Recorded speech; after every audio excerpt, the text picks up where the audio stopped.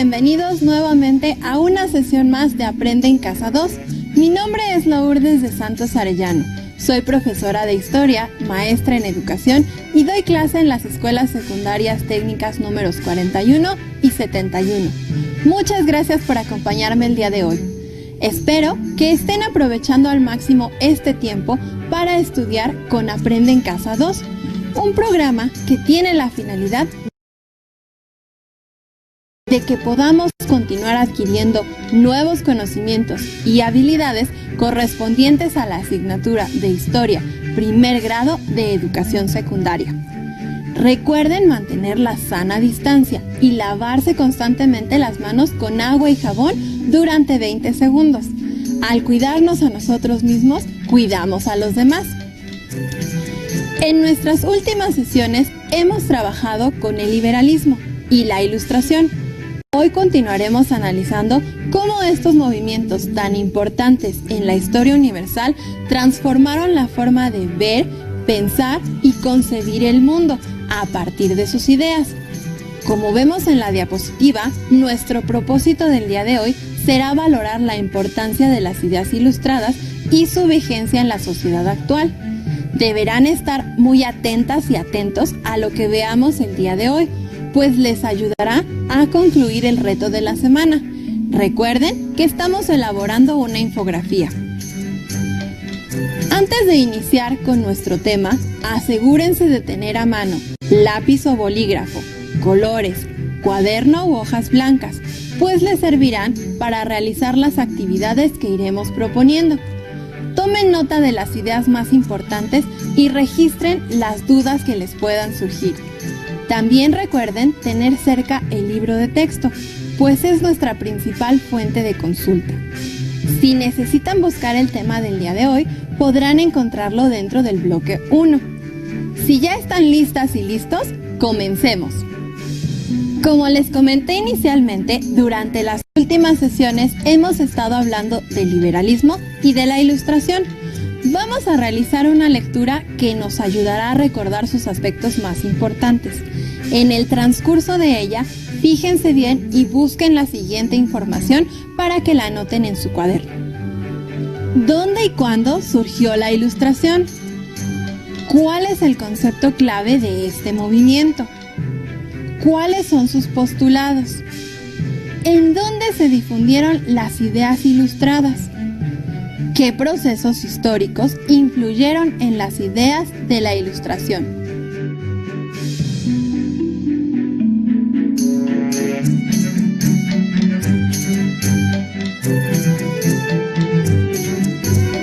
Ideas de la Ilustración. La Ilustración fue un movimiento intelectual surgido en Francia durante el siglo XVIII, que consideraba la razón como medio para acceder al conocimiento. Entre los postulados de los pensadores ilustrados estaban la república como forma de gobierno, una sociedad más justa, con derechos y garantías individuales, para dejar de ser súbditos y convertirse en ciudadanos.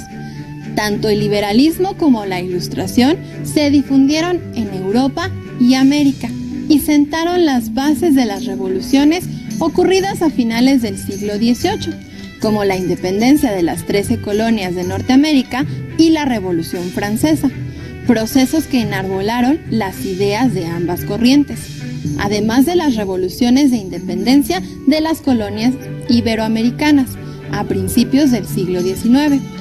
Este pensamiento favoreció el constitucionalismo y la aparición de nuevos estados nacionales en el siglo XIX. Como escuchamos en la lectura, la Ilustración surgió en Francia en el siglo XVIII y su concepto clave es la razón. De ahí que al siglo XVIII también se le conozca como siglo de las luces, porque los ilustrados pensaban que todo debía estar iluminado por la luz de la razón y no de la religión, como sucedía en la antigüedad. La Ilustración postulaba la conformación de un gobierno republicano y una sociedad más justa, donde las personas tuvieran el derecho a la ciudadanía y las garantías individuales, ideas que se extendieron por Europa y América fomentando el surgimiento de procesos históricos como la independencia de las 13 colonias, la Revolución Francesa, las independencias iberoamericanas y el constitucionalismo. ¿Lo tienen claro? Espero que sí, porque toda esta información nos servirá más adelante. Como expliqué al principio de nuestra sesión, el día de hoy nuestro propósito consiste en valorar la importancia y la vigencia de las ideas ilustradas. Para ello, vamos a analizar un aspecto de la vida cotidiana que ha estado presente a lo largo de la historia, permanece vigente y con toda seguridad continuará en el futuro. ¿Adivinan de qué hablo? Es un aspecto que ha estado presente prácticamente en toda la historia de la humanidad y nos servirá para analizar los cambios que derivaron de la Ilustración. ¿Ya lo descubrieron? Así es, estamos hablando de la educación. Para entender cómo las ideas del liberalismo y la Ilustración transformaron la educación, realicemos un viaje al pasado. Para que les sea más fácil organizar la información, elaboraremos una sencilla línea del tiempo como esta, en donde iremos anotando los datos más importantes sobre la educación en cada uno de los procesos históricos que visitemos. Esta línea les servirá para complementar su infografía y cumplir con el reto de esta semana. Nuestra primera parada es en la Edad Antigua. Fíjense en el siguiente video y traten de identificar en qué consistía la educación en la Edad Antigua. Recuerden anotar los principales datos en la línea del tiempo que estamos elaborando. Los egipcios que se asentaron en el noreste de África sostuvieron que antes de la creación del universo prevaleció el dominio del dios Nun, en lo que denominaron las aguas del caos inicial. Y cuando Nun tomó conciencia de dichas aguas, surgió su dios principal, Ra-Atum, quien hizo emerger la primera materia sólida que representó a Egipto. También sostuvieron que Ra-Atum creó a Shu, el aire, y a Tefnut, la humedad, la lluvia, el rocío, y que ellos a su vez crearon a Nut, el cielo con estrellas sobre su cuerpo, y a Heb, la tierra. Según el Libro de los Muertos, el libro sagrado de los egipcios, el sol, la luna y los planetas eran divinidades que se desplazaban por el cielo en barcas parecidas a las que navegaban por el río Nilo, y que el cielo era sostenido por altas montañas. Por su parte, los mayas en el sureste de la República Mexicana relatan en su libro sagrado, el Popol Vuh, escrito durante la segunda mitad del siglo XVI en lengua maya quiché, que los dioses creadores Tepeu y Gucumatz se encontraban en un escenario estático, en medio de una oscuridad como la noche, cuando llevaron a cabo su obra de la creación. Pues el mundo surgió de su palabra por medio de una fuerza creadora que hizo emerger la tierra de las aguas, y que después se formaron los valles y las montañas, así como los animales y los demás seres vivos. Los aztecas en México, por otro lado, consideran que el universo surgió por obra de los dioses Tezcatlipoca y Quetzalcóatl, y que para lograrlo derrotaron a un monstruo mítico llamado Cipatli, que era un reptil acuático hambriento y sanguinario. Según este mito, Tezcatlipoca se cortó una pierna para que Cipatli la devorara, y mientras lo hacía, Quetzalcóatl lo mató con el fin de utilizar su cuerpo como material para crear la tierra que hoy conocemos. De acuerdo con la cosmogonía azteca, el mundo se ha destruido y ha renacido en diferentes eras, con la destrucción del primer sol y la creación de nuevos soles sucesivos por obra de los dioses. La piedra del sol señala las 5 fechas en que, según el mito, se ha destruido cada era. Como podemos darnos cuenta, en la Edad Antigua, los seres humanos se explicaban los fenómenos a través de la religión y con base en ella se estructuraba la educación, a excepción de Grecia y Roma, donde los pensadores deslindaron el conocimiento de la religión y comenzaron a estudiar matemáticas y astronomía desde una visión científica. De modo que la información que añadiremos a nuestra línea del tiempo para la Edad Antigua es que la educación estaba ligada a la religión, a diferencia de Grecia y Roma, donde estuvo ligada a las ciencias. Nuestra segunda parada en la línea del tiempo que estamos elaborando es la Edad Media. Durante este periodo, el control de la educación estuvo en manos de la religión, específicamente de la Iglesia Católica, quien administraba las escuelas monásticas y después del siglo IX las escuelas catedralicias, que dependían de un obispo. En esta época hubo pocos avances científicos, pues en general solo se hacían traducciones o sistematizaciones de descubrimientos antiguos.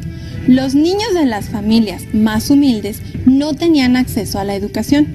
Las escuelas modestas a cargo de sacerdotes estaban destinadas a niños de las familias modestas y en ellas los niños eran constantemente reprendidos por su mal comportamiento. Para la Edad Media, la información que deberás tener presente en tu línea del tiempo es que la educación era controlada por la Iglesia. Se estudiaba en las escuelas monásticas y catedralicias y las personas humildes prácticamente no tenían acceso a ella.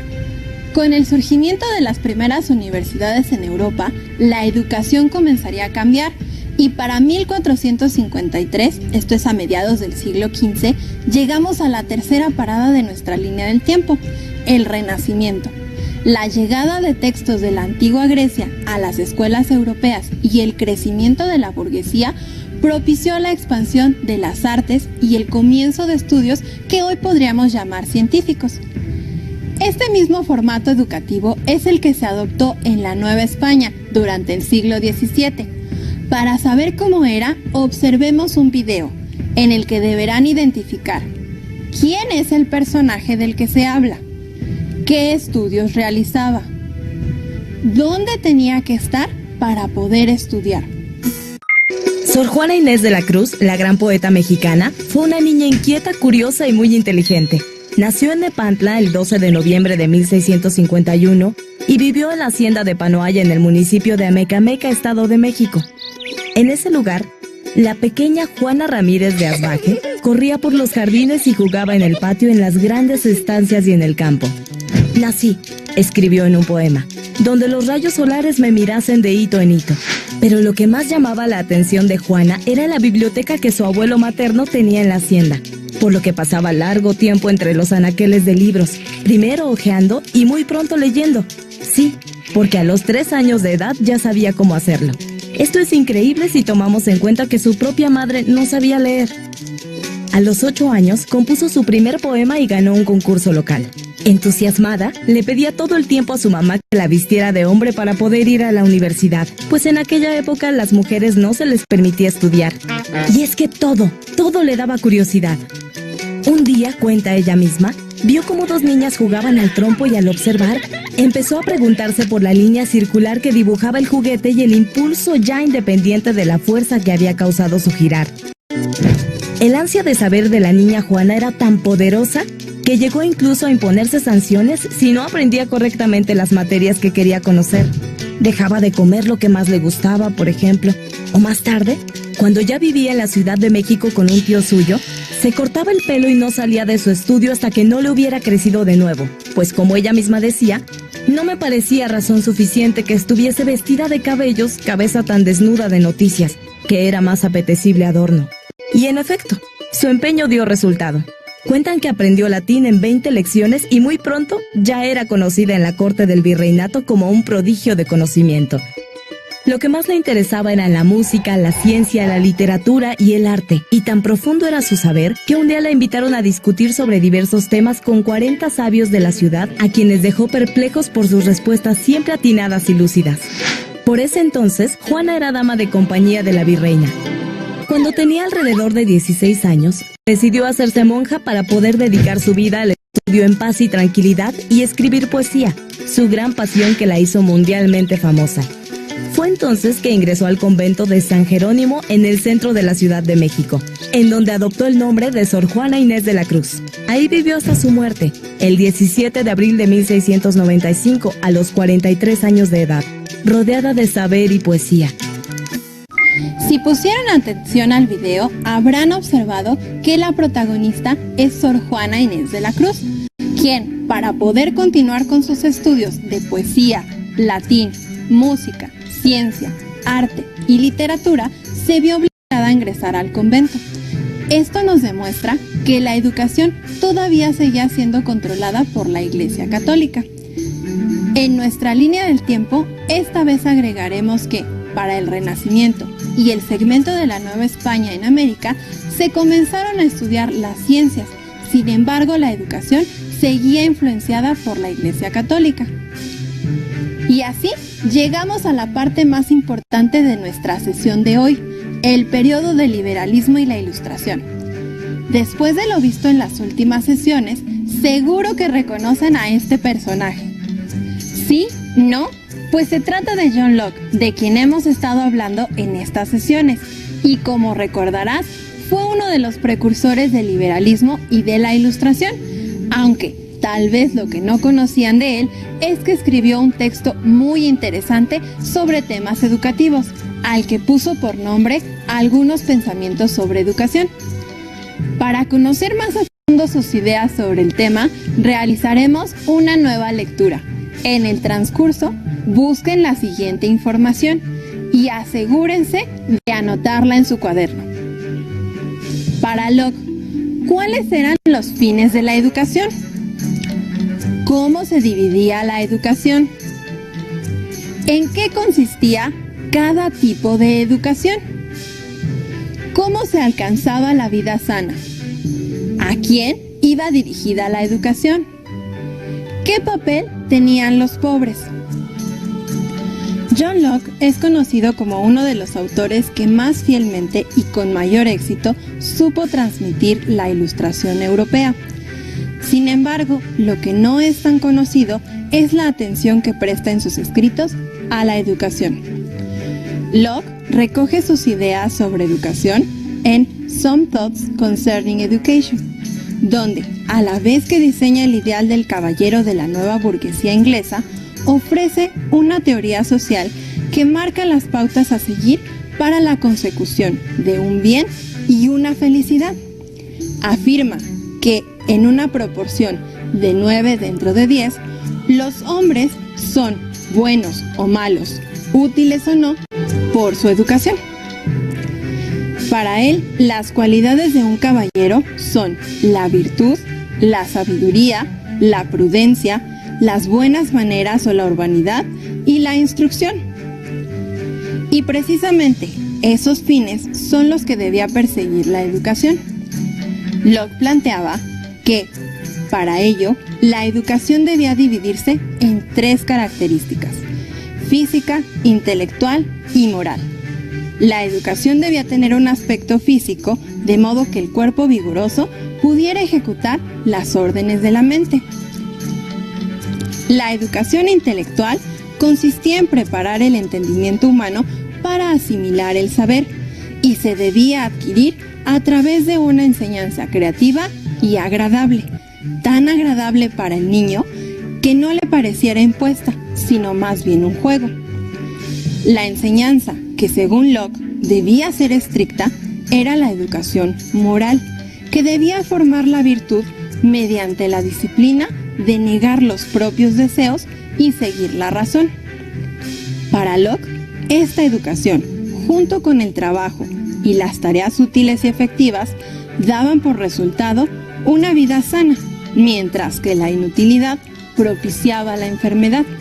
El contraste de la postura educativa de Locke se encuentra en que esta educación se planteaba solo para los hijos de burgueses, mientras que los hijos de los pobres solo tenían la posibilidad de la escuela pública, la cual Locke desaprobaba por las malas compañías y la falta de atención.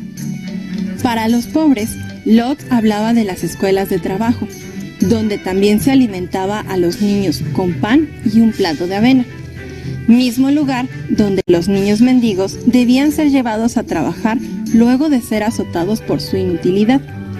Si bien la postura educativa de Locke establece la educación como impulsora de la mejora social que trata de resolver el problema de la miseria a través de la instrucción como fuente de felicidad y prosperidad, esta solo es para los burgueses, pues para los pobres la instrucción es meramente instrumental y los hace dependientes del trabajo, convirtiéndolos en trabajadores subordinados a la productividad.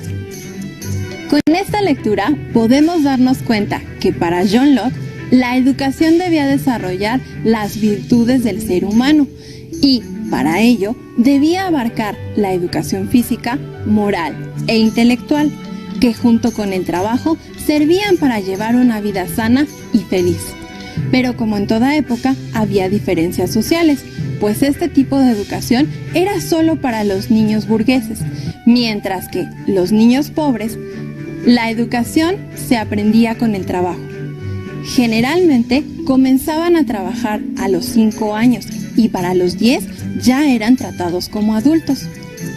Otro de los teóricos de la educación que aplicó a sus estudios los principios de la Ilustración fue Enrique Pestalozzi. Ahora, realicemos una lectura sobre el trabajo de este teórico. Traten de localizar la siguiente información y anótenla en su cuaderno. ¿Cuáles eran las consecuencias de la pobreza para los niños? ¿En qué basaba Pestalozzi su filosofía educativa? ¿Qué clase de escuelas fundó Pestalozzi? ¿Qué logró Pestalozzi con su método educativo? ¿Cuál era la finalidad de la educación para Pestalozzi?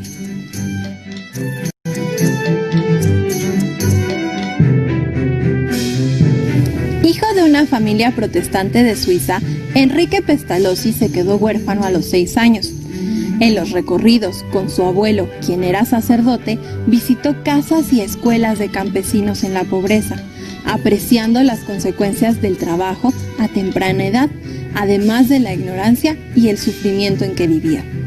A pesar de haber sido educado para ser sacerdote, por la influencia de escritores como Rousseau, decidió estudiar la carrera de leyes. Luego de fracasar en sus aspiraciones políticas y como agricultor, Pestalozzi, quien se hallaba en dificultades económicas, convirtió su finca en una escuela industrial. Si bien la escuela no tendría un éxito prolongado, a partir de las experiencias que obtuvo Pestalozzi, publicaría unas cartas sobre la educación de los pobres y más adelante publicaría Leonardo y Gertrudis, una historia donde Gertrudis, una amorosa madre, inspira al maestro de escuela para desarrollar su labor educativa. Para 1798, Pestalozzi decidió convertirse en educador y, financiado por el gobierno suizo, se hizo cargo del orfanato de Stans para huérfanos de guerra y posteriormente sería trasladado a Burgdorf, donde continuaría sus experimentos pedagógicos que darían como resultado un método de educación elemental con el cual lograba enseñar a niños de 5 o 6 años a leer, escribir, dibujar y comprender aritmética en 8 meses, el cual, al ser publicado con el título Cómo Gertrudis enseña a sus hijos, gozó de gran fama en Europa. Entre los principios de su teoría educativa está la creencia de que los niños debían construir sus conocimientos mediante la actividad, que las relaciones de afecto tenían una gran importancia en la educación, así como la socialización y trabajo en la escuela, teorías a partir de las cuales se fundaron varias escuelas y escuelas de preparación docente. Al igual que sus contemporáneos, Pestalozzi buscaba encontrar en la educación la solución a la pobreza. Con la lectura podemos darnos cuenta que las ideas de los ilustrados cambiaron la educación por completo, pues ya no estaba controlada por la Iglesia, sino que era influenciada por la razón. Además, podemos observar que si bien la perspectiva educativa de Locke y Pestalozzi difieren en algunos aspectos, ambos se basan en las ideas de la Ilustración, pues buscaban que la educación ayudara a solucionar los problemas de la pobreza y la desigualdad de su época, ideas que responden a los postulados del liberalismo y la Ilustración. Tanto las ideas de Locke como las de Pestalozzi serían de las más leídas en los siglos siguientes, inspirando pensadores importantes como Jovellanos, Voltaire o Candillac. Ahora que hemos visto cómo era la educación y los aportes que se hicieron en la Ilustración, necesitamos identificar en nuestra sociedad actual su vigencia. Como mencionamos antes, John Locke pensaba que la educación debía ser intelectual, física y moral, mientras que Pestalozzi pensaba que el conocimiento debía ser aprendido mediante la actividad. ¿Les suena familiar alguna de estas ideas? ¿Han aprendido de esta manera alguna vez? Probablemente, y muchos de ustedes hayan contestado que sí. Y es que la influencia de los pensadores ilustrados se nota en la forma en que la educación actual se organiza. Hoy en día, el aprendizaje se estructura alrededor de 3 pilares fundamentales. Primero, aprender a conocer, es decir, adquirir conocimientos para comprender. Segundo, aprender a hacer, que es igual a realizar actividades y poner en práctica el conocimiento. Tercero, aprender a ser, que se refiere al pensamiento crítico y la búsqueda del bien común. Ser, hacer y conocer son pilares que en conjunto deben contribuir al desarrollo integral del ser humano. En la diapositiva podemos darnos cuenta de que esto es muy parecido a lo que decían los ilustrados, ¿verdad? Incluso hoy, en esta sesión, hemos aprendido mediante la realización de diversas actividades. Además, en la actualidad, la educación tiene como principios fundamentales la no discriminación, la solidaridad, la igualdad de oportunidades y el acceso universal, justo como aprende en Casa 2. Ideas que tienen su origen en los derechos y libertades que plantearon los filósofos liberales en el siglo XVIII. Hoy en día, igual que en la época de los ilustrados, seguimos pensando que la educación es un medio para mejorar la condición social de las personas y para llegar a esa felicidad y a esa vida saludable de la que Locke hablaba en sus escritos. Además, las ideas de la Ilustración establecían derechos para todos y hoy en México todos los niños y las niñas gozan del derecho a la educación laica y gratuita, tal como lo establece el artículo 3 de nuestra Constitución.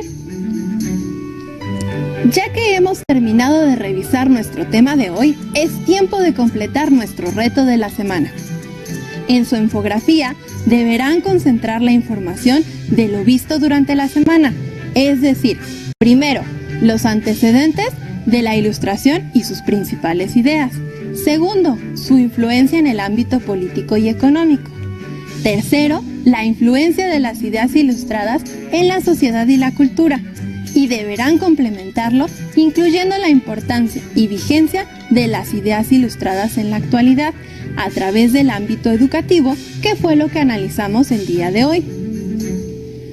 No olviden que las infografías se construyen principalmente con imágenes, gráficos, mapas o representaciones visuales y poco texto. Una buena infografía debe ser ilustrativa y mostrar el estilo y la creatividad de su autor.